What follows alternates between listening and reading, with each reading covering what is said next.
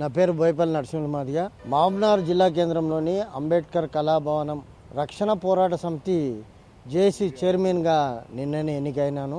1994లో ఒక గిరిజనుడు చనిపోతే అచ్చంపేటలో అతని కేసు విషయంలో జాతీయ కమిషన్ అయిన యాదయ్య గారు మహబూబ్నగర్ రావడం జరిగింది. మహబూబ్నగర్ వచ్చి మహబూబ్నగర్ కలెక్టర్ ఆఫీస్లో దళిత సంఘాలను గిరిజన సంఘాల నాయకులను అందరినీ పిలిపించి ఈ వ్యక్తి ఏ విధంగా చనిపోయాడని చెప్పి దాని మీద చర్చ చేసి మమ్మల్ని అందరిని తీసుకుపోయి అచ్చంపేట పరిసరాల ప్రాంతాల్లో చనిపోయిన వ్యక్తికి కానం చేపించిండు.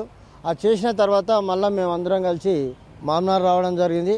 అప్పుడున్న కలెక్టర్ గారు రేమండ్ పీటర్ గారు ఈ దళితులకు ఎలాంటి వసతులు లేవు, వాళ్ళకి ఎలాంటి సమావేశాలు సభలు ఏర్పాటు చేసుకోవడానికి వాళ్ళ పెళ్లిళ్ళు చేసుకోవడానికి కూడా ఇంత పెద్ద జిల్లాలో ఎలాంటి భవనాలు లేవు కాబట్టి వీళ్లకు ఒక భవనం ఏర్పాటు చేయడానికి దాదాపు 3 ఎకరాల భూమిని కేటాయించాలని చెప్పి ఆయన కోరడం జరిగింది.